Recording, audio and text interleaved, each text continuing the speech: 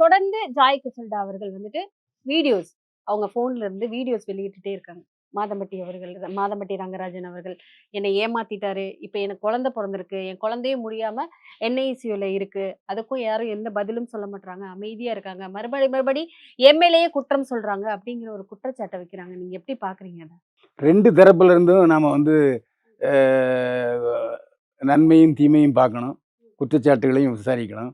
இப்ப அவரு என்ன சொல்லியிருக்காரு, நான் வந்து டிஎன்ஏ டெஸ்ட்டுக்கு ஒத்துக்கிறேன்.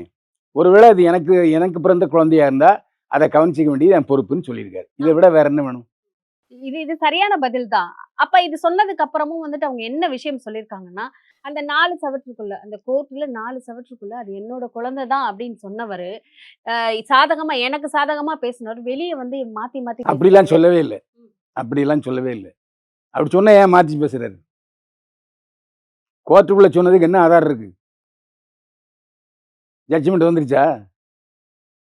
சொல்லுங்க. அப்புறம் கோர்ட்டுக்குள்ள சொன்னாருங்கிறது என்ன ஆதாரம்? அதுவே பொய்ன்னு நான் சொல்றேன்.